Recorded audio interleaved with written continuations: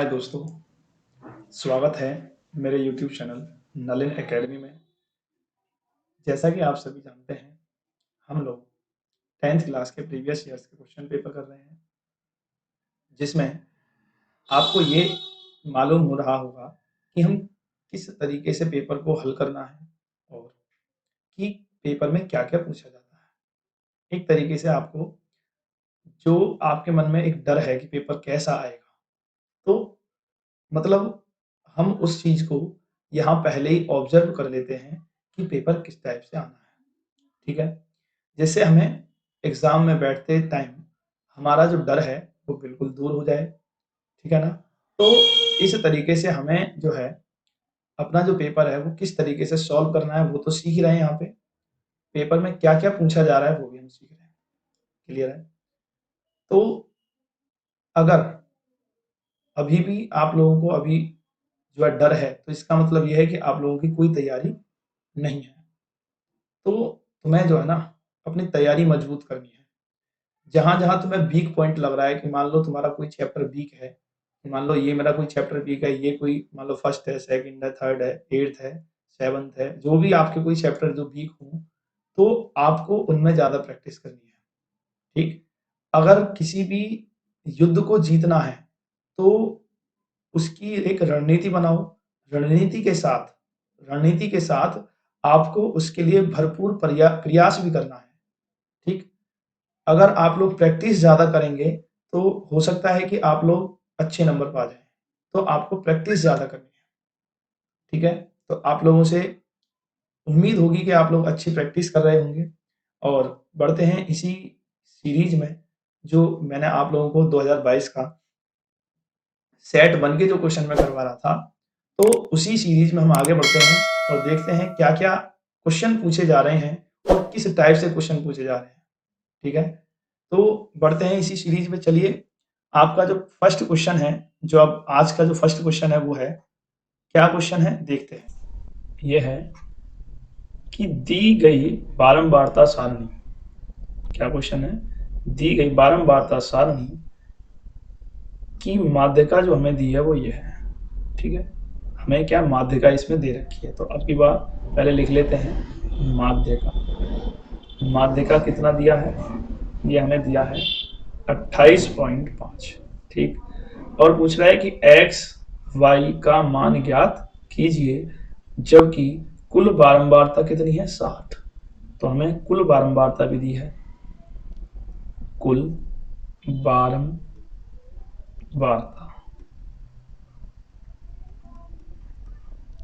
60 है, ठीक? तो अब इन क्वेश्चनों को करते कैसे हैं, तो बढ़ते हैं क्वेश्चन पे। पहले हम जो है ना, टेबल बनाएंगे इसकी कंप्लीट टेबल। तो क्या होता है, पहले लिखेंगे आप वर्ग अंतराल, पहले लिखेंगे वर्ग अंतराल,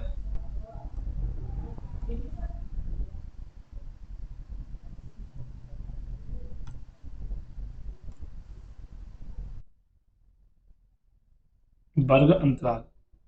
तो 0 से 10, 10 से 20 और 20 से 30 और 30 से 40, 40 से 50 और 50 से 60, ठीक?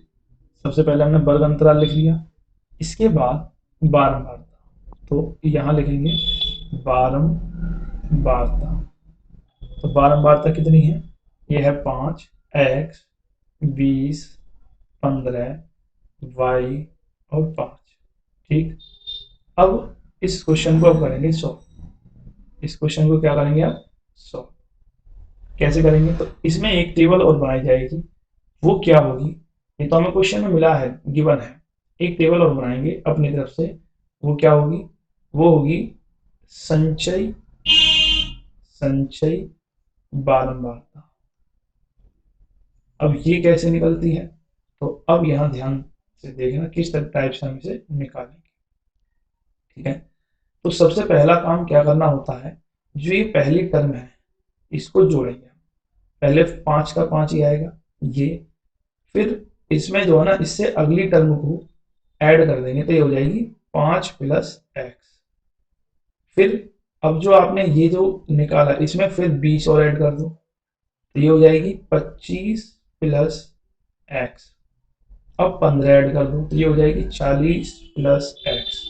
अब ये y को ऐड कर दो तो ये हो जाएगी 40 plus y, x plus y, sorry, क्या हो जाएगी x प्लस वाई। ठीक है, इसी तरीके से ये 5 है तो इसको जोड़ देंगे 45 plus x plus y. Clear है, तो ये संचयी बारंबारता की टेबल होगी। इस ये 3 कॉलम इस क्वेश्चन में बनते हैं, ये कॉलम 3 होते हैं। ठीक, अब हमें देखिए ये जो कुल बारंबारता दिया है ये दे रखा होता है हमें एन का मान।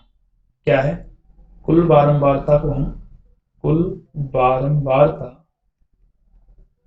कुल बारंबारता ये जो एन का मान होता है ये होता है, ये दिया है 60।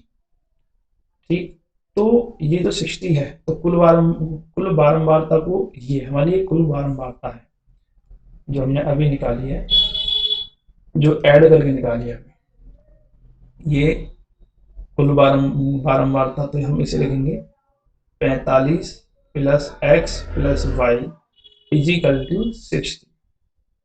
तो यहाँ x प्लस वाई और ये जो 60, ये 45 45 इधर आ जाएगा, तो हमारे पास आ जाएगा ये कितना, ये निकल के आएगा x plus y equal to 15। और आप इसे कोई समीकरण का नाम दे दें, समीकरण 1। क्या नाम दे दें, समीकरण 1। ठीक, ठीक है, अब हम आगे बढ़ते हैं, तो एक न्यू पेज ले लेते हैं, तो करेंगे अब इसे।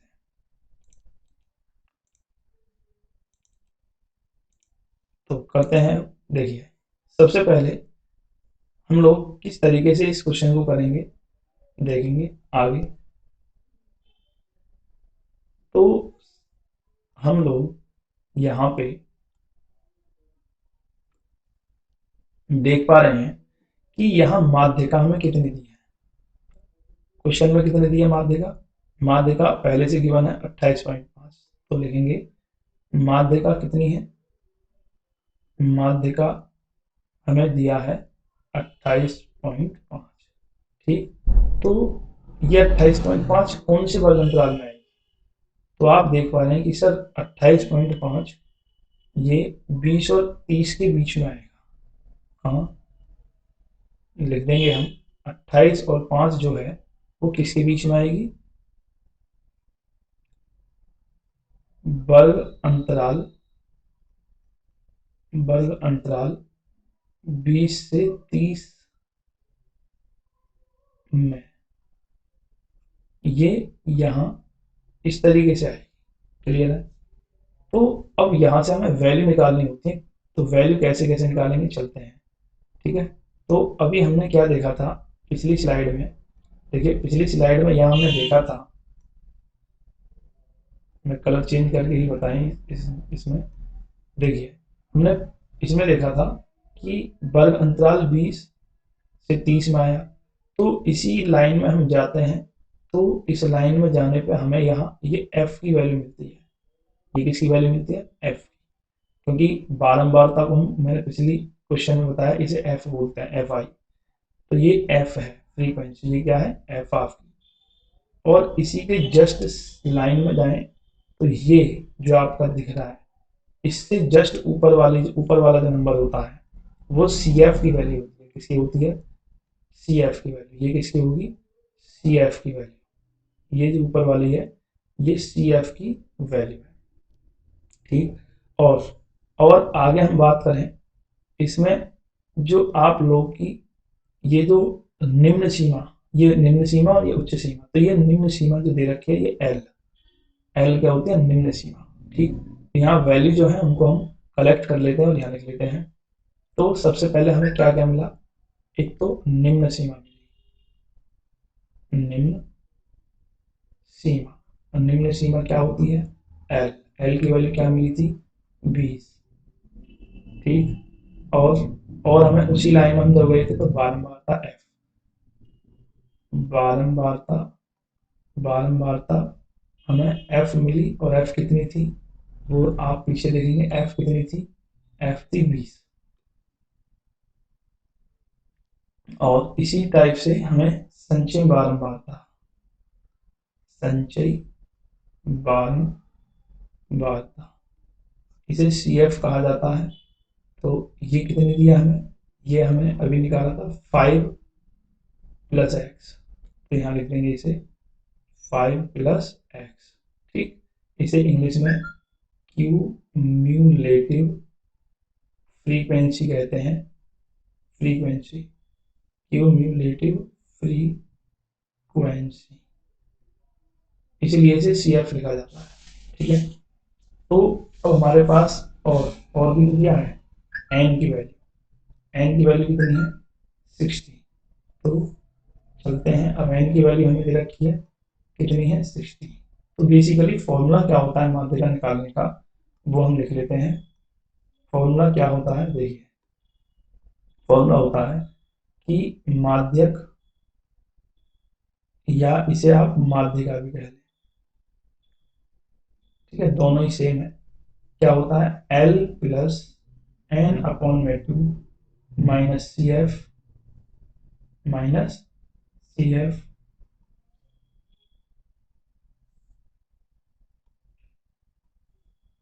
अपॉन में हो जाएगा F और इनटू में H, ये इसका फॉर्मूला होता है।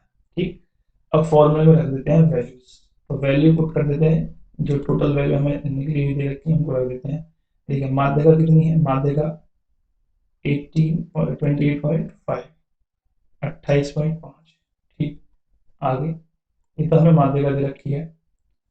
आगे L की वैल्यू कितनी है 20, N की वैल्यू 60, CF की वैल्यू कितनी दे रखी है 5 + x। ठीक, अपॉन में F कितना दिया है 20। ठीक, तो किस तरीके से इस क्वेश्चन को सॉल्व करना है, जो ये कैलकुलेशन है वो देखिए। सबसे पहले आप h की वैल्यू कितनी है, h की वैल्यू और निकाल लेते हैं। तो h क्या होता है, इनके बीच में डिफरेंस होता है, इनके बीच का 10 होता है, तो ये 10 h की वैल्यू।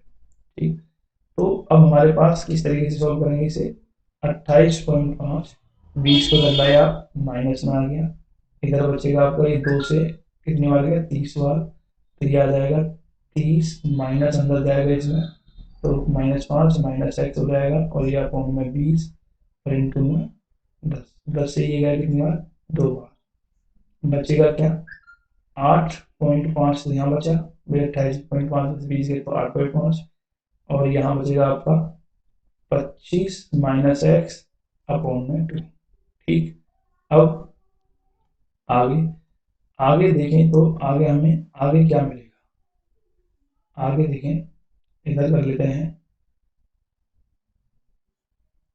देखिए इस 2 की मल्टीप्लाई इधर कर दो, तो ये हो जाएगा 8.5 बोलेंगे इसे हम, और 8 की 2 8.5 की 2 में करेंगे तो कितना हो जाएगा 70 है, और इधर 25 -x, आप इस x को इधर ले आओ तो ये इधर आ जाएगा प्लस में, और ये 25 और ये माइनस ही जाएगा 70। तो x की वैल्यू जो निकल के आई वो कितनी आ गई 8, 25 में 70 घटाओगे तो 8 आएगा। क्लियर है, अब हमें निकालनी क्या है, अब हमें निकालना है y की वैल्यू। तो y की वैल्यू कैसे निकलेगी, इसको मैं इधर ही समझा देता हूँ। y की वैल्यू देखिए, जो आपने पहले स्लाइड में देखा था, जो आपने समीकरण एक बनाया, इसी का यूज करेंगे अब यहाँ पे हम, इसी का यूज कर लेते हैं। देखिए देखेंगे समीकरण एक में, समीकरण एक में x का मान रखने पर, तो समीकरण एक क्या था, x + y = 15 है, तो ये 8 है x का मान, तो x की जगह पे जो है 8 है, तो जो आपने अभी निकाला है, अभी तो निकाला, देखिए क्या है ये x का मान, तो यहाँ रख दिया 8 + y = 15, y = 15 -8, तो y = कितना आ गया 7। कहने का मतलब आपका जो आंसर है वो निकल के आ गया, x की वैल्यू 8, क्या क्या निकल के आ गया, साइड में लिख देता हूँ, x की वैल्यू 8 और y की वैल्यू 7, आपका फाइनल आंसर। उम्मीद है समझ में आ गया होगा।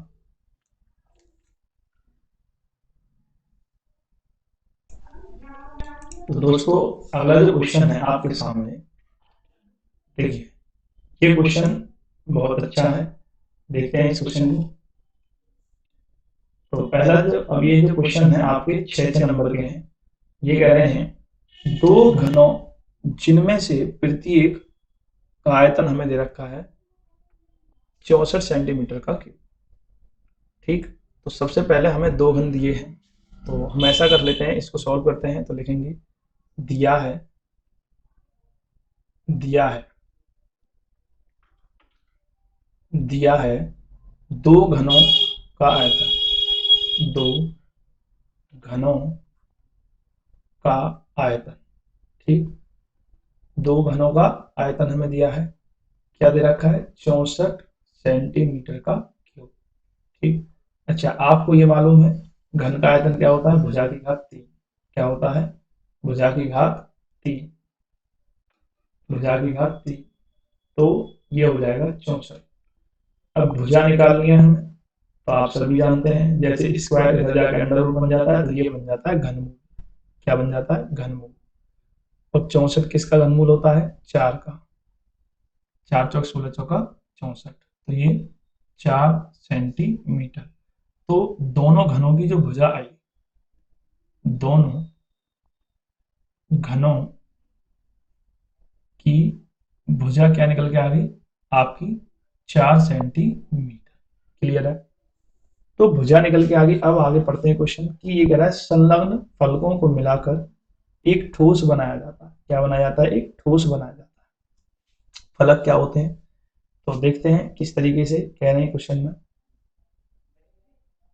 जैसे मान के चलते हैं आपके सामने ये दो घन है, एक तरीके से ये है और एक तरीके से यहाँ है।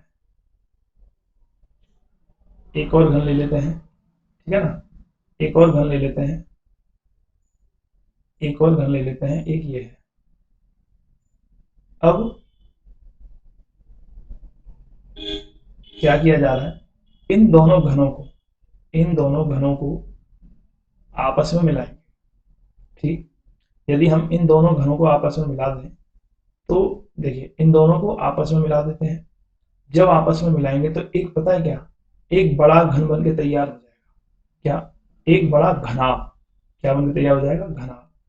कैसे, देखो इस तरीके से, ऐसे करके बन के तैयार हो जाएगा। क्लियर है, तो तुम्हें वो दिखेगा कैसे, दिखेगा कैसा, वो इस तरीके से दिखेगा आप लोगों को, ऐसे करके यहां से इस तरीके से दिखेगा, बीच में से जुड़ा हुआ। ठीक है, ऐसे करके दिखाई देगा। तो आपने देखा इसकी भुजा कितनी निकाली थी हमने, 4 सेंटीमीटर, और इधर भी। अब दोनों को मिला दिया तो ये कितनी हो गई, यहां से यहां तक की, ये दोनों की जो हो गई मिला के 8 सेंटीमीटर। लेकिन बाकी जो दी है, बाकी कितनी है, बाकी तो भाई 4 4 है। बाकी अगर हम देखें, देखिए ये कितनी है, 4 सेंटीमीटर, ये कितनी है, 4 सेंटीमीटर, है कि नहीं। बाकी लंबाई चौड़ाई ऊंचाई तो सब, तो ये हमारे पास है घनाभ। तो हमें घनाभ लिखेंगे, प्राप्त घनाभ की लंबाई एल कितनी होगी, 8 सेंटीमीटर, चौड़ाई कितनी है, 4 सेंटीमीटर, और ऊंचाई एच कितनी है, ये भी 4 सेंटीमीटर। पूछ रहा है घनाभ का पृष्ठीय, प्राप्त घनाभ का पृष्ठीय क्षेत्रफल, ये पूछ रहा है। तो आप लोग सभी जानते हैं प्राप्त घनाभ का पृष्ठीय क्षेत्रफल क्या होता है, लिखेंगे प्राप्त घनाभ का पृष्ठीय, पृष्ठीय क्षेत्रफल क्या हो जाएगा, पृष्ठीय क्षेत्रफल 2 into L V plus B H plus H L, ये फॉर्मूला होता है, लगा दो।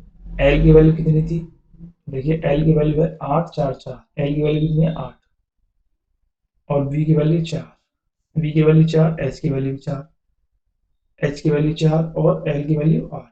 इनकी मल्टीप्लाई करके कर दो, 8 चौक 32, 4 चौक 16, 4 अट्ठे 32। अगर हम देखें तो 32 32 64, 64 4 6 10, ठीक, हासिल 1 7 और 1 8, 8 दूनी 16, 160 सेंटीमीटर स्क्वायर। ध्यान रखना हमेशा क्षेत्रफल जो आता है वो।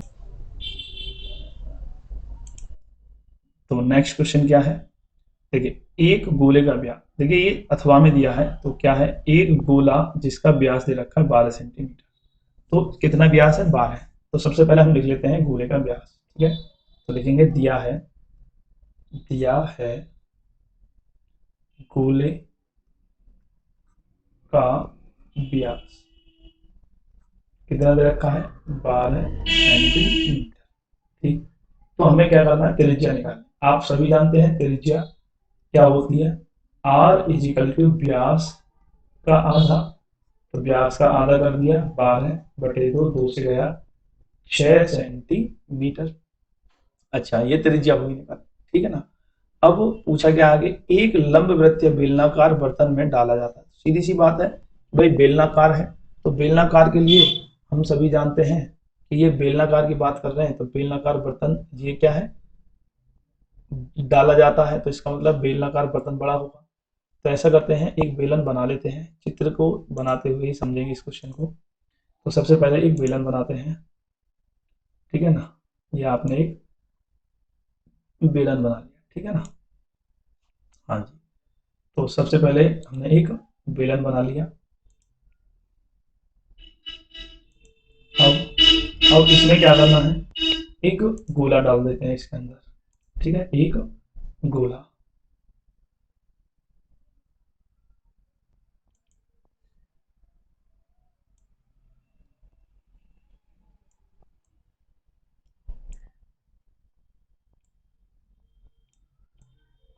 ठीक, ये इसके अंदर एक गोला डाल दिया, ठीक है। अब क्वेश्चन के अकॉर्डिंग चलते हैं, क्या कह रहे हैं, डाल दे। इसमें थोड़ा पानी भरा हुआ है। अब इसमें थोड़ा पानी भरा था, मान के चलिए भाई इसमें थोड़ा पानी भरा हुआ था, तो हम ऐसा कर लेते हैं कि इसमें पहले पानी जो है इस ऊंचाई h तक भरा था, मान लो इसे हम मान लेते हैं कितना, h1, इसे मान लेते हैं h1, ठीक है, h1 मान लो। अच्छा, अब जो आप लोगों का इसमें कह रहा है कि थोड़ा पानी भरा हुआ था, यदि गोला पानी में पूरा डूब जाता है तो बेलनाकार बर्तन में पानी की सतह इतनी बढ़ जाती है।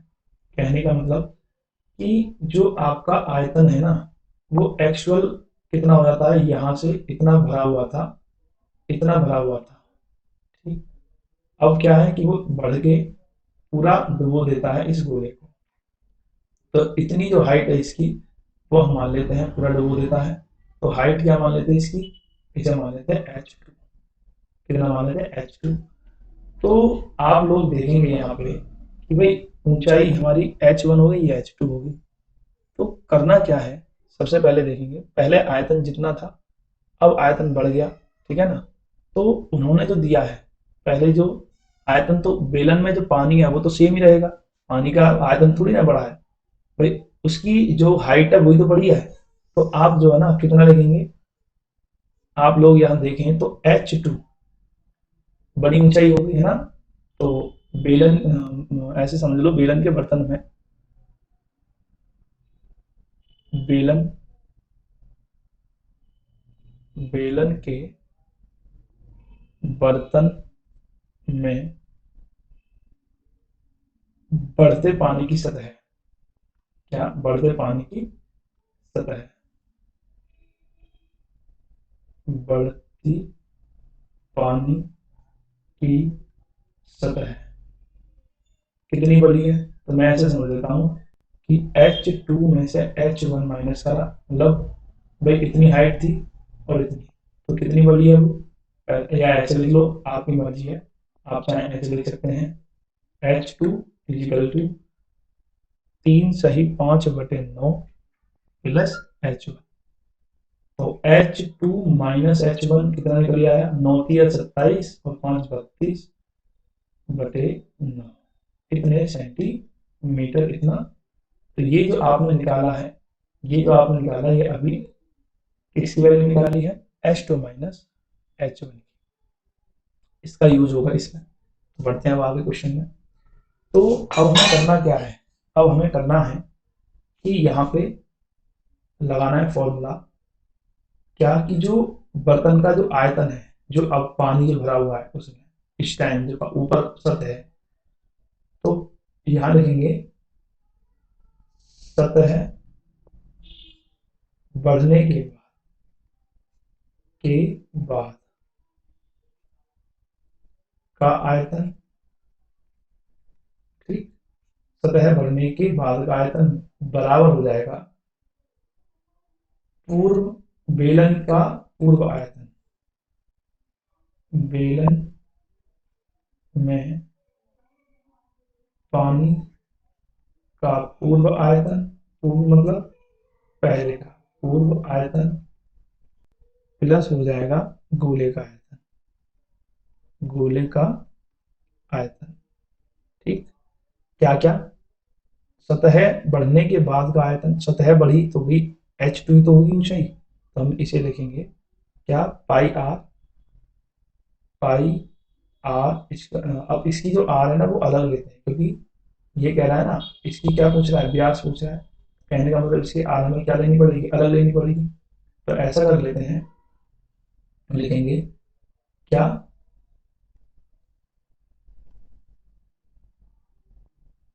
देखिए पाई कैपिटल आर स्क्वायर H2 लेंगे, क्यों, क्योंकि ये कह रहा है बढ़ने के बाद, तो H2 लिया जाएगा, ये वाला H2, ठीक है ना।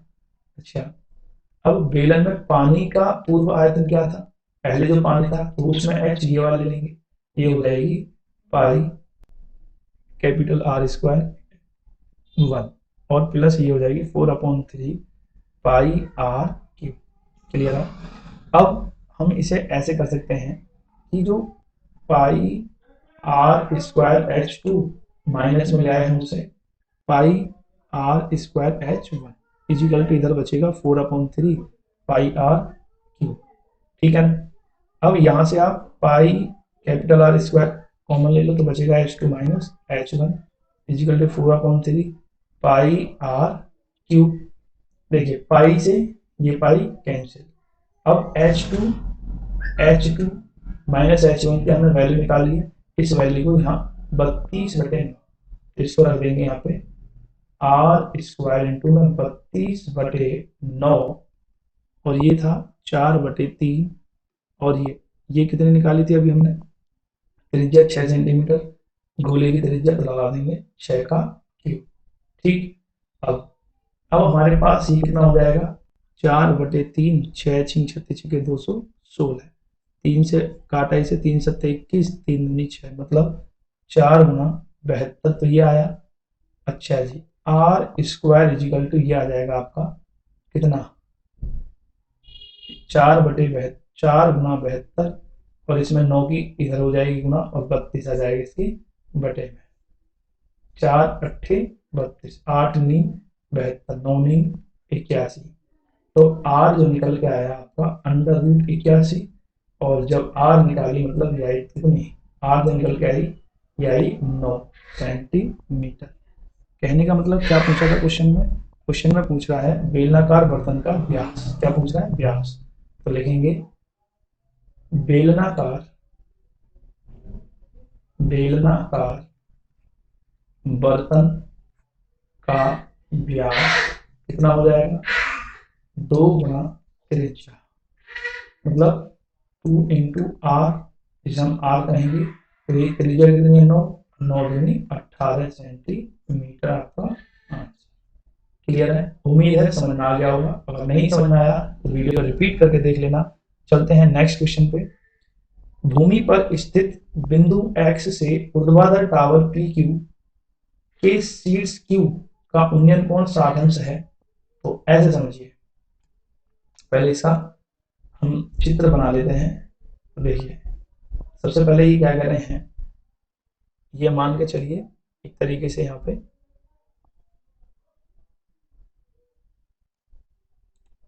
एक तरीके से ये आपका समझने के लिए हम बना रहे हैं, ठीक है ना। तो देखिए, तो ये कह रहा है कि पी क्यू आप मान लीजिए टावर है, तो आप इसे देखिए पी, इसे मानिए क्यू, और ये क्या है, एक टावर है, ये क्या है, एक टावर। अच्छा जी, और ये कह रहा है एक्स कोई ऊर्ध्वाधर टावर, मतलब एक्स कोई बिंदु है, इसे मान लेते हैं यहाँ एक्स। तो यहाँ क्यू का उन्नयन कोण बन रहा है 60, तो इसलिए जो क्यू है यहाँ से, क्यू का उन्नयन कोण होता है नीचे, तो ये बन रहा है 60 अंश। कितना, 60। बिंदु एक्स से 40 मीटर ऊंचाई पर 40 एक्स से 40 मीटर ऊंचाई पर स्थित बिंदु वाई से, तो एक्स पे, यहाँ पे ये जो हमें दे रखा है, यहाँ पे कोई बिंदु है एक्स से 40 मीटर ऊंचाई पे, जैसे मान लेते हैं हम, सॉरी ये बना नहीं पा रहा मैं, अभी बनाते हैं। देखिए यहाँ से ले लेते हैं इस तरीके से, ठीक है ना। तो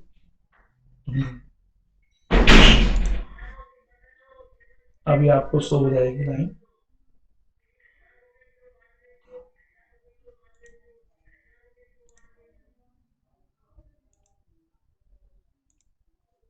चलिए, तो ये कितनी ऊंचाई पे है, ये कोई बिंदु है इस ऊंचाई पे, ये बाई, और इस पे यह है 40 मीटर।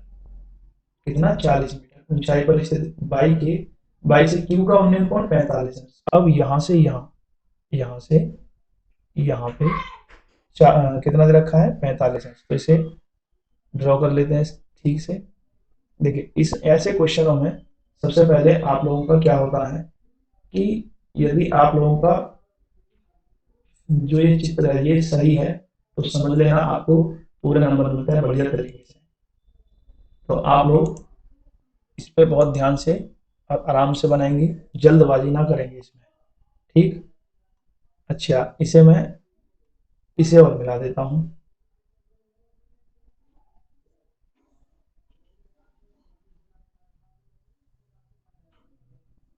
सॉरी।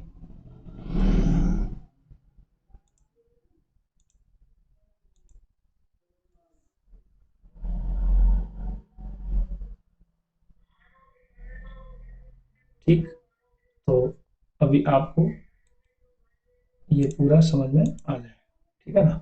चलिए, तो अब देख पा रहे हैं हम यहाँ पे, इसने बोला है कि इस बिंदु पे बनाएगा 30 अंश का, कितने का, 30 का, सॉरी 45 का, सॉरी सॉरी, कितने का, 45 का, इधर बनाया है इसने 45 का। क्लियर है। तो अब हमसे ये पूछा जा रहा है टावर पी क्यू की ऊंचाई और पी एक्स की दूरी हमसे पूछा है, ठीक है। तो कैसे निकालेंगे, आप ना इसे मान लीजिए यहां से नीचे तक एच, क्या मान लेते हैं, एच। पर यहां अगर देखा जाए, यहाँ पे एच नहीं, इसे अभी देखते हैं। देखिए यहाँ आप इसको एक बिंदु देना पड़ेगा, आप इसे दे दीजिए जेड, ठीक। तो ये 40 मीटर है, तो भाई जाहिर सी बात है कि इसके सामने वाली भुजा भी 40 ही होगी, कितनी होगी, 40 सेंटी, 40 मीटर, ठीक। तो यहाँ पे ये 40 मीटर होगी। तो टोटल अगर मैं मान लो इसे, टोटल मान लेते हैं हम इसे एच, तो ये कितनी हो जाएगी, क्यू जेड। तो क्यू जेड अगर निकालनी है, तो क्यू जेड को मैं अगर पेन से नोट करता हूं, तो एच में से माइनस कर देंगे 40, इतने मीटर ये आपकी ऊपर जेड की वाली हो गई, ये यहाँ से यहाँ तक। क्लियर है। अब हम सबसे पहले ऐसा कर लेते हैं कि सबसे, अच्छा पी एक्स जो ये दूरी है इसे मान लेते हैं एक्स मीटर, कितना मान लेते हैं, एक्स मीटर। तो ये दूरी भी तो एक्स ही रहेगी, इसको भी तो एक्स ही कहेंगे हम, एक्स मीटर। क्लियर है। तो सबसे पहले हम ऐसा कर लेते हैं, पहले हम ट्रायंगल, जो आपको ये त्रिभुज दिख रहे हैं, पहले छोटे त्रिभुज में चलते हैं, कोई से भी ले लेते हैं, मान लो त्रिभुज, सबसे पहले जो दिया है वो सब चीज लिख लेते हैं। माना, माना टावर, टावर पी क्यू की ऊंचाई क्या मान ली हमने, एच मीटर, ठीक। और दूरी को क्या माना है, दूरी पी एक्स ने मान ली एक्स मीटर, क्लियर है?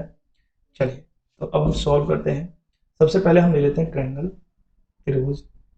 त्रिभुज ले लेते हैं कौन सा, पी एक्स क्यू, त्रिभुज पी एक्स क्यू में। तो हमें दिख रहा है ये क्या है यहाँ लंब, और ये क्या है, ये लंब है और ये क्या है आधार। तो लंब बटे आधार होता है टेन थीटा में, कितने इसमें टेन थीटा। तो यहाँ पे हम लेंगे टेन थीटा, क्या लेंगे टेन थीटा। तो देखिए टेन थीटा इजिकल टू क्या होता है लंब बटे आधार, ठीक।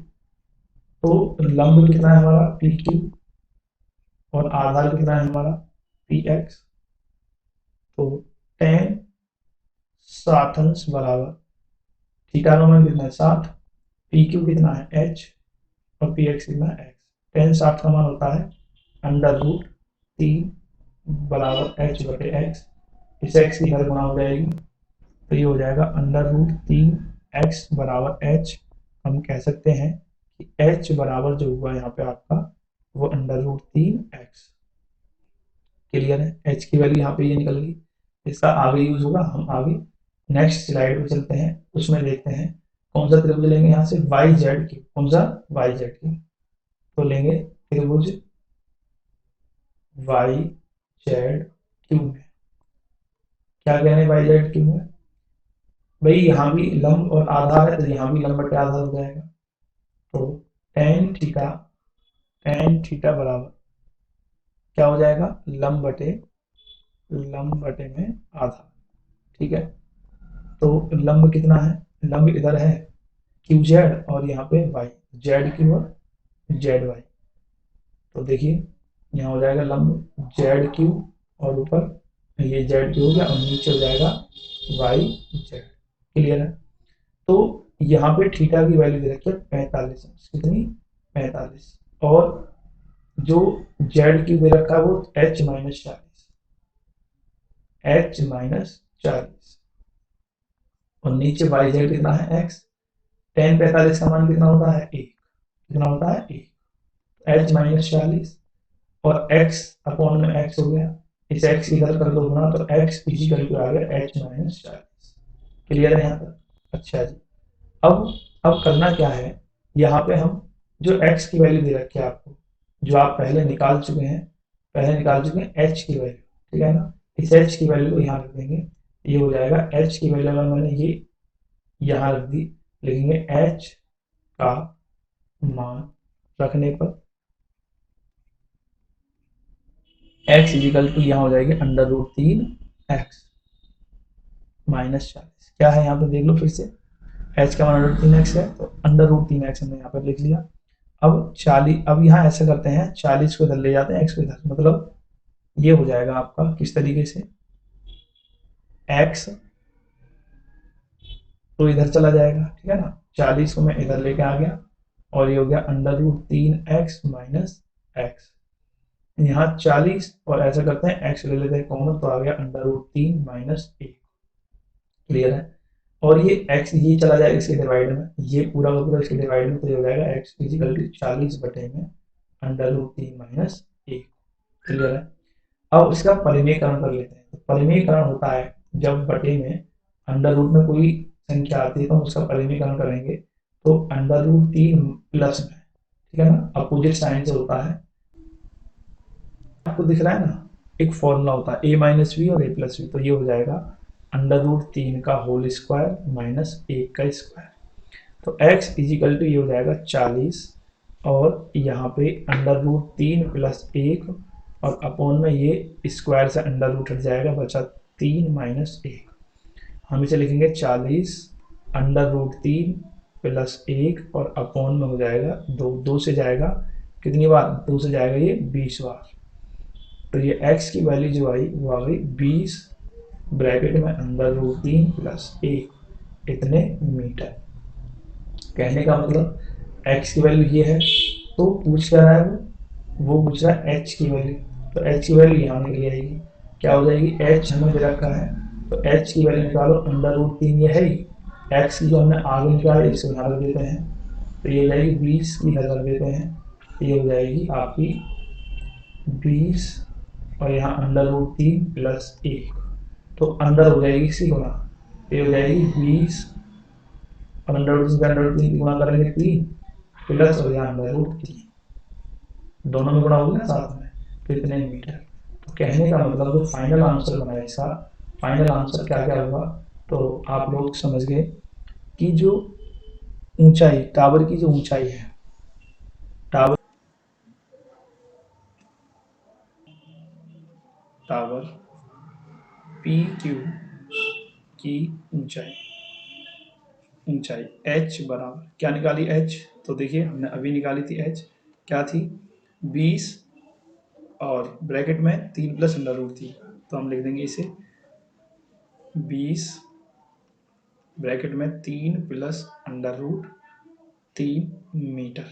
ठीक, अच्छा अब बिंदु x की p से दूरी, तो दूरी दूरी पी एक्स क्या निकाली थी x की वैल्यू, ये आई आपकी 20 ब्रैकेट में अंडर रूट 3 प्लस 1 मीटर। ये आप लोगों का फाइनल आंसर होगा। ठीक, इस तरीके से ये आपको एंड में लिख के आना है। अब चलते हैं नेक्स्ट। तो देखिए नेक्स्ट क्वेश्चन क्या कह रहे हैं कि एक नाव से जो एक पुल की ओर आ रही है, मतलब जैसे मान के चलिए यहाँ कोई नाव है, यहाँ पे ये क्या है, कोई नाव, ठीक, और ये बिंदु ए पे है और ये यहाँ से चल रही है, ठीक, कहाँ, पुल की तरफ, तो इसे मान लेते हैं पुल की ऊंचाई, इसे मान लेते हैं हम पुल की ऊंचाई, इसे क्या मान लेते हैं हम, पुल की ऊंचाई h मान लेते हैं। क्लियर है? अच्छा, अब ये इधर जा रही है। अच्छा, इसे क्या हो रहा है कि ये पुल की उन्नयन जो कोण है अभी फिलहाल देखा गया, कितना देखा गया, 30 अंश, मतलब अभी तो देखा जा रहा है यहाँ से यहाँ तक जो देखा जा रहा है या इस बिंदु से, तो इसका 30 अंश का कोण बन रहा है, कितना बन रहा है, 30 अंश का। तो ये कह रहे हैं कि उसी चाल से 4 मिनट चलने के पश्चात पुल का उन्नयन, मतलब नाव जो है ना, ए से मान लो यहाँ पे चली, मान लेते हैं बी पे आई, कहाँ पहुंची, बी पे, इस बिंदु बी पे आई, तो इसे जो टाइम लगा, इसे जो टाइम लगा है, वो समय जो यहाँ लगा है वो लगा है 4 मिनट, कितना, 4 मिनट का। क्लियर है? जब इसे 4 मिनट का समय लग रहा है, तो यहाँ पे आप देखेंगे, अब बिंदु मान लेते हैं हम सी, अब बी से सी पे जाने में, मतलब क्या कह रहे हैं कि इस बिंदु पे 4 मिनट समय के पश्चात 60 अंश का कोण, मतलब यहाँ डी बिंदु मान लेते हैं, तो इस बिंदु से इसका जो उन्नयन कोण है वो कितना है, 60 अंश, कितना है, 60 अंश। तो ये कह रहे हैं नाव को पुल तक पहुंचने में कितना समय लगेगा, तो हमें यहाँ पे क्या निकालना है, समय, यहाँ पे समय निकालना है। तो समय निकालना है तो किस तरीके से निकालेंगे, पहले यहाँ से हमें निकालनी पड़ेगी दूरी, तो हमें ए से बी के बीच की भी क्या निकालनी है, हमें दूरी निकालनी है, पहले हम दूरी निकालेंगे। ठीक है, तो दूरी निकालेंगे तो सबसे पहले ऐसा कर लेते हैं कि भाई हमें मानना है, देखिए मैं ऐसा करता हूँ, ए से सी के बीच की दूरी को, यहाँ ए से सी को मैं मान लेता हूँ x मीटर, ठीक है, और ऊंचाई जो पुल की ऊंचाई इसे मान लेते हैं h मीटर। ठीक है, क्लियर है यहाँ तक?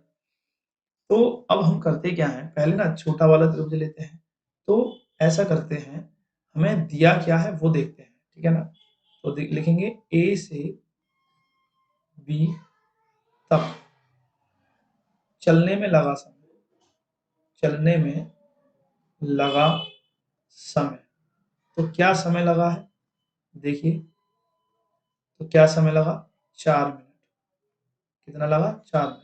तो चाल कितनी है इधर, चाल मान लेते हैं, नाव की जो चाल है, नाव की चाल मान लेते हैं हम s मीटर प्रति मिनट, प्रति मिनट। ठीक है, चलिए मान लिया। अब समय भी दे रखा है, चाल भी, तो दूरी निकालनी पड़ेगी, तो दूरी जो होगी ए बी की दूरी, दूरी तो सभी जानते हैं क्या होता है, दूरी बराबर चाल गुना समय, तो हो जाएगा चाल कितनी है हमारी s, दूरी और ये समय कितना है 4 मिनट, तो ये आपका हो जाएगा 4s जो कि मीटर में होगा। किसमें हो जाएगा? मीटर में। ये दूरी निकल के आ गई। कितनी आ गई? दूरी कितनी हो गई? 4s metre. ठीक है, इसे हम 4s कहेंगे, AB की दूरी को। ये AB के बीच की दूरी 4s आ गई। क्लियर है? अब देखिए, अब हमें BC की निकालनी है, तो BC की दूरी निकालेंगे आप। BC की दूरी, तो आपको मालूम है भाई AC में से AB घटा देंगे, AC माइनस कर देंगे AB, क्योंकि बड़ी दूरी में से छोटी दूरी करेंगे तभी तो ये वाली निकलेगी BC। तो आप कर देंगे इसे, AC कितना है? x माइनस 4s, कितना कर देंगे? 4s। इतने मीटर आपका कितना निकल गया? ये BC। क्लियर है? अब नेक्स्ट स्लाइड में चलते हैं। अब हमें जो जो दिया है उससे बात करते हैं। क्या कि सबसे पहले हम छोटा वाला त्रिभुज ले लेते हैं BCD में। ठीक है, तो लिखेंगे त्रिभुज BCD में। तो त्रिभुज BCD में क्या क्या है भाई? लंब बटे आधार, तो tan थीटा लेंगे। तो अच्छा, तो ये आपका जो निकल के आया है उसे मैं लिख देता हूँ x माइनस 4s। लंब बटे आधार तो लिख लेंगे भैया tan थीटा बराबर लंब बटे आधार, तो हो जाएगा tan 60 अंश बराबर लंब कितना है? h, आधार कितना भी निकाला? x minus 4s। ठीक, tan 60 का मान कितना होता है? अंडर रूट 3, और ये h अपॉन में x माइनस 4s। ठीक, अब इसकी इधर मल्टीप्लाई कर देंगे तो ये हो जाएगा under root 3 x minus 4s equal to h। कहने का मतलब आप लोगों का h यहाँ निकल के आ गया। कितना आ गया? h under root 3 x minus 4s। ये अभी आपके सामने किसका मान है? h का। ठीक, आगे बढ़ते हैं। आगे क्वेश्चन में क्या कहा है कि इसमें पूछ रहा है BC तक जाने में समय कितना लगेगा। ठीक है, तो इसके लिए हमें ACD त्रिभुज लेना पड़ेगा। AC तो लेंगे हम सबसे पहले क्या, तो देखिए नेक्स्ट स्लाइड में सबसे पहले हम लोग दूसरा त्रिभुज है उसकी बात कर लेते हैं। क्या है? त्रिभुज ACD में, तो यहाँ भी क्या होगा? tan theta. ठीक, tan थीटा वही लंब बटे आधार, तो इसमें हम अगर करें तो tan 30 अंश, लंब कितना है? h, आधार हमारा x, तो tan 30 का मान 1/√3 होता है, h बटे में x, क्रॉस मल्टीप्लाई करें अगर हम तो ये हो जाएगा x equal to h under root 3। ठीक, ये वैल्यू आपकी x की निकल के आई। इस वैल्यू को इसमें पुट कर देते हैं। क्लियर है? तो क्या होगा? ये जो x है ना, इसकी जगह पे इसको रख देते हैं, या यहाँ रखो इधर रख देते हैं, तो ये आपका जो h की वैल्यू निकल के आई इसमें रख देते हैं। तो ये देखो h की क्या वैल्यू आई है? h की वैल्यू आई थी आपकी h equal to under root 3 x minus 4s, यही तो थी। तो h equal to under root 3, x की जगह रख देंगे h under root 3 minus 4s, तो अंदर मल्टीप्लाई कर दें इसकी, ये बन जाएगा 3h और ये हो जाएगी 4 अंडर रूट 3 और ये h। क्लियर है? ये h का जो है ना, यहाँ पे हम पक्षांतर करेंगे तो h माइनस 3h आएगा, ये माइनस के 4 अंडर रूट 3h ही रहेगा। ठीक, अब यहाँ जो आपका फाइनल निकल के आया वो आया माइनस के 2h equal to minus 4 under root 3h। Minus से माइनस, 2 से 4 को 2 बार काटा, ये h बराबर आ गया 2 अंडर रूट 3h, जो आपकी h की निकल के वैल्यू आई। ये है फाइनल वैल्यू h की। अच्छा जी, अब हमें करना क्या है? ये h की वैल्यू निकल के आई है, हमें अभी x की वैल्यू निकालनी है। तो अब नेक्स्ट स्लाइड पे चलते हैं हम। नेक्स्ट स्लाइड में देखते हैं किस तरीके से वैल्यू निकलेगी। देखिए, हमसे ये कह रहा है, देखिए h की जो वैल्यू है ये निकल के आई, और x की वैल्यू क्या थी? अभी अभी हमने निकाली। भाई x की वैल्यू क्या है? चलो मैं अदर पेन से दिखाता हूँ x की वैल्यू। देखिए x की वैल्यू ये रही। ठीक है, x बराबर h अंडर रूट 3, तो x की वैल्यू थी आपकी x बराबर h अंडर रूट 3। तो यहाँ पे आप h की जो अभी जो निकाली, अभी कितनी निकाली आपने? 2 अंडर रूट 3h, तो यहाँ रख देते हैं, ये हो जाएगी 2 अंडर रूट 3h और मल्टीप्लाई अंडर रूट 3, तो ये हो जाएगी अंडर पूरा 3, 3 दूनी 6, 6s आ जाएगी। और ये x जो है ना, ये x क्या था, ये AC की दूरी थी, AC की दूरी कितनी है, कितनी है 6s, AC की दूरी कितनी है 6s। क्लियर है। अब करना क्या है, देखिए नेक्स्ट आगे चलते हैं। अब हम देखिए ये आपके सामने AC की दूरी कितनी है 6s दे रखी है, ठीक है। हमें निकालना क्या है, बेसिकली x हमें निकालना है BC की दूरी। तो BC की दूरी आपकी क्या थी, ये रही, ये कितनी है x माइनस 4s। तो यहाँ पे लिखेंगे BC की दूरी, BC की दूरी क्या है, BC की दूरी, BC की दूरी है x माइनस 4s। तो x की वैल्यू जो आपने अभी निकाली है इसको यहाँ रख देते हैं। तो 6s माइनस 4s ये आ जाएगी 2s, कितनी आ गई 2s, ठीक। अच्छा पूछा क्या था उसने, पूछा तो हमसे क्या है, समय पूछ रहा है कि समय कितना लग रहा है, क्या पूछ रहा है समय।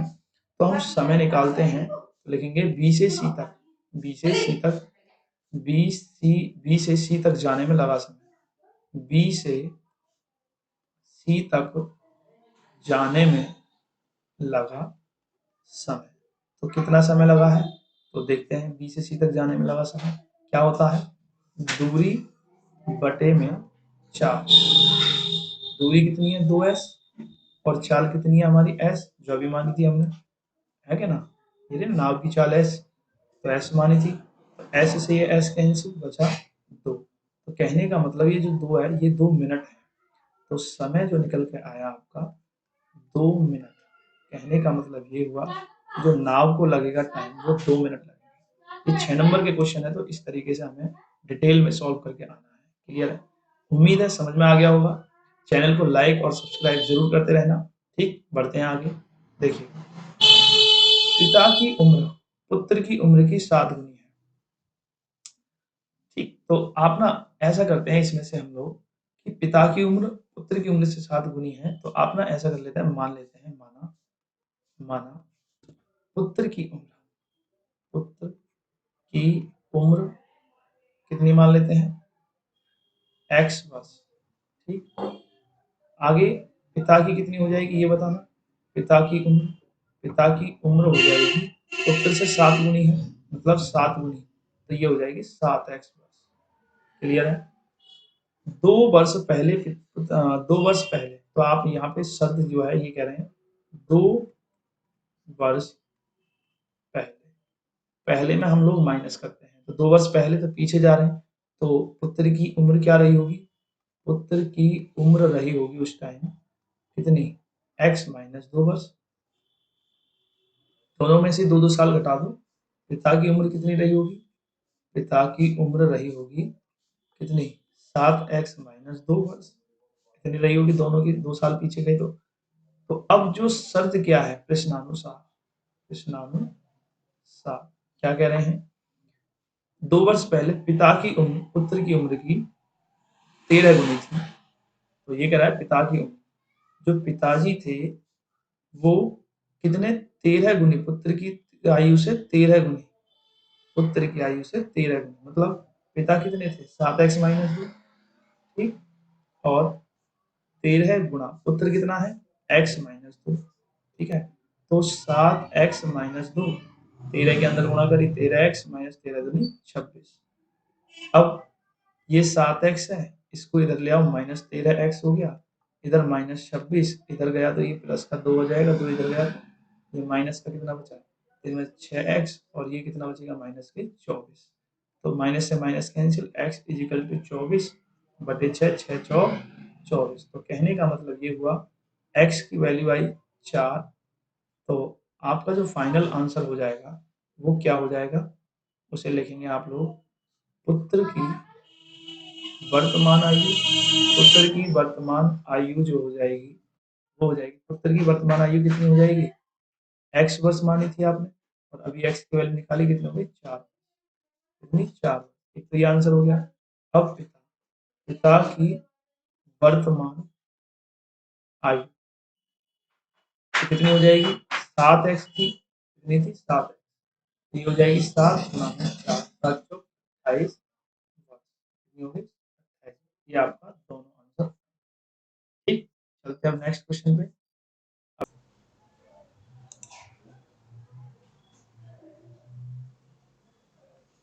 तो देखिए जो नेक्स्ट क्वेश्चन है वो ये है। किस तरीके से क्वेश्चन को करना है देखिए। सबसे पहले जो क्वेश्चन में है आपके सामने ये वैल्यू दे रखी है हमें। दो समीकरण के युग्म दे रखे हैं, रैखिक समीकरण है, इनको युग्म में बदलकर हल कीजिए। इस तरीके से सॉल्व करते हैं तो देखिए सबसे पहले आप लोग को ये मालूम होना चाहिए अपॉन में दे रखा है ये x प्लस वाई और नीचे अपॉन में x माइनस वाई। ठीक ऐसे ये x प्लस वाई है अपॉन में, यहाँ भी x माइनस वाई है, तो दोनों जगह सेम है। तो हमें करना क्या पड़ेगा यहाँ पे वेरिएबल मानने पड़ेंगे। माना 1 अपॉन में, ये अपॉन में है तो 1 अपॉन में x प्लस वाई मान लेते हैं हम p। ठीक और इसी तरीके से 1 अपॉन में x minus y equal to मान लेते हैं q। ये दो अलग से वेरिएबल हमने मान लिए। अब इन वेरिएबल के हिसाब से समीकरणों में रखेंगे। ये अपॉन में दे रखा है तो ये हो जाएगा 10p और ये हो जाएगा 2q और इजिकल टू 4। ठीक है ना। और यहाँ से आप 2 ले लेंगे कॉमन, यहाँ से आप 2 ले लेंगे कॉमन तो ये हो जाएगा 2 पंजे 10 और ये q इजिकल टू 4। तो ये हो जाएगा 5p plus q equal to 4 upon में 2, ये 2 से डिवाइड हो गया। 5p plus q equal to ये 2, क्योंकि 2 बार हुआ डिवाइड। तो आपका जो फाइनल यहाँ पे समीकरण बना वो पहला समीकरण ये बना। क्लियर है। इसी तरीके से अब जो नेक्स्ट है दूसरा समीकरण, उसको भी इसी तरीके से सॉल्व करना है। कैसे समझो आप। तो देखो 15 बटे में हो जाएगा p माइनस 5 बटे में हो जाएगा सॉरी सॉरी ये आपका अपॉन में था ना, तो ये 15p minus 5q is equal to 2। तो यहाँ से आप देखिए ये आपके सामने है, 5 ले लेते हैं कॉमन तो ये हो जाएगा 5 या 15 और यहाँ माइनस q इजिकल टू 2 और ये 3p minus q equal to ये 2 अपॉन में चला गया 5। आपका ये अलग से समीकरण बन गया। अब आपने एक चीज देखी कि यहाँ पे प्लस का क्यूब है और यहाँ माइनस का क्यूब है, तो विलोपन विधि लगा देंगे। यहाँ पे कौन सी विधि? विलोपन विधि। ठीक विलोपन विधि क्या होती है? विलोपन विधि होती है कि भाई समीकरण 1 और ये समीकरण 2 है आपका, तो दोनों समीकरणों को सॉल्व कर लो। तो समीकरण 1 समीकरण 2 को जोड़ने पे, समीकरण 1 व 2 को जोड़ने पर, क्या करने पे? जोड़ने पर। तो जब हम समीकरण 1 और 2 को जोड़ते हैं तो ये हो जाएगा 5p plus q equal to 2 और 3p minus q equal to 2 upon 5। तो इन्हें आप जब जोड़ते हैं तो क्या होता है आगे नेक्स्ट स्लाइड में देखते हैं। ये है आपका 5 क्या क्या था समीकरण 1 व समीकरण 2, तो ये है आपका 5p plus q equal to 2 और ये कितना था? ये है दूसरा 3p minus q, 3p minus q equal to कितना है आगे 2 अपॉन 5, तो 2 अपॉन 5 जोड़ने पे करेंगे। तो आप सभी जानते हैं जब साइन डिफरेंट होते हैं, ठीक एक दूसरे के अलग होते हैं, तो ये q से q कैंसिल हो जाएगा, q से q कैंसिल हो जाएगा। ठीक है। तो ये प्लस का माइनस का कैंसिल, तो ये हुआ 5 और 3 8। अच्छा ये 2 प्लस 2 बटे 5 ये ऐसे लिखा जाएगा। तो ये 8p इजिकल टू ये 5 दूनी 10 10 दो 12 बटे 5। 8 को इसके अपॉन में ले आओ तो ये या 4 दूनी 8 4 तिया 12 ऐसे कट जाएगा, तो ये हो जाएगा 2p 3 बटे 5 और ये 2 की इधर मल्टीप्लाई हो जाएगी, p इजिकल टू हो जाएगा 2 पंजे 10 p की वैल्यू। तो क्या करेंगे p का मान समीकरण 1 में रखने पर, p का मान समीकरण 1 में रखने पर, तो समीकरण 1 कहाँ है? समीकरण 1 अभी हमने बनाया ये रहा, इसमें रख देते हैं 5p प्लस q क्या है 5p plus q equal to में कितना था 2, p की वैल्यू ये है, इस पे रख देते हैं 5, 3 अपॉन में 10 प्लस q इजिकल टू 2, तो 5 दूनी 10, तो ये 3 बटे 2 प्लस q इजिकल टू में 2 और q इजिकल टू ये 2 माइनस में चला जाएगा 3 अपॉन 2, तो q इजिकल टू 2 2 जा 4 4 मतलब 2 दूनी 4 4 में से 3 गया तो 1 बटे 2, ये q का मान आया। क्लियर है?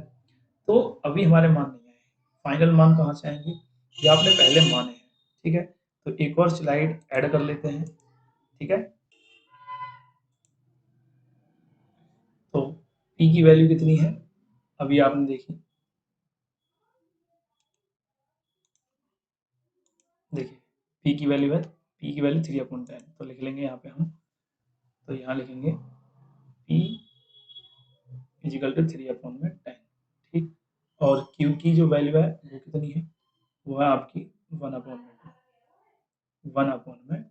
तो p का आपने पहले क्या माना था उस पर चलते हैं। p माना था आप लोगों ने 1/x+y, तो ऐसा करते हैं यहाँ पे मान लेते हैं ये p की जगह आ जाएगा 1/x+y, और ये 3/10। तो जब हम इसे क्रॉस मल्टीप्लाई करते हैं इधर और इधर, तो ये हो जाएगा आपका कितना, ये हो जाएगा आप लोगों का, या ऐसे कर लो या क्रॉस मल्टीप्लाई मत करो, सीधा का हो जाएगा यहाँ से, ये 10 है ना, इसे इसे व्युत्क्रम कर दो, पलट दो इसे, तो x+y/1, ये हो जाएगा 10/3। आप इसे लिख सकते हैं x+y इजिकल टू 10/3, इसे समीकरण मानिए आप ए, ठीक है? इसे समीकरण क्या मान लिया आपने, ए। अब यहाँ पे था q का 1/x-y, ये 1/2, इसे भी पलट देंगे तो ये x minus y equal to ये 2 हो जाएगा, क्योंकि इसमें अपॉन में 1, और ये x माइनस वाई लिखेंगे, इसे हम इसे 2 लिखेंगे। ये समीकरण हो गया आपका बी। इन दोनों समीकरणों को सॉल्व करना है, कैसे करेंगे वो समझिए, वही विलोपन विधि, तो विलोपन विधि लगा देंगे फिर से, पुनः पुनः विलोपन विलोपन विधि, इसमें 2 बार लगेगा, ठीक?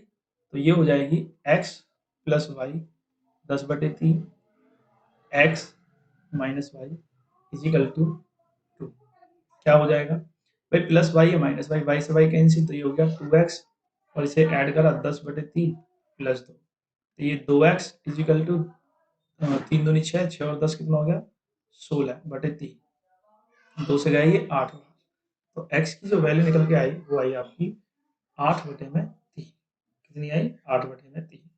इस x की वैल्यू को किसी समीकरण में रख दो, x का मान समीकरण ए में, तो ए है आपके सामने x+y इजिकल टू 10/3, तो ये हो जाएगा 8/3 प्लस वाई इजिकल टू 10/3, तो आप इसे लिख सकते हैं कितना, y इजिकल टू 10/3 माइनस 8/3, पक्षांतर में ले जाके, और इसे आप कर सकते हैं y इजिकल टू 3 LCM 10 माइनस 8, तो ये y की वैल्यू आ गई 2/3, तो x की वैल्यू आपकी ये है 8/3 और y की value 2/3। Thank you for watching. और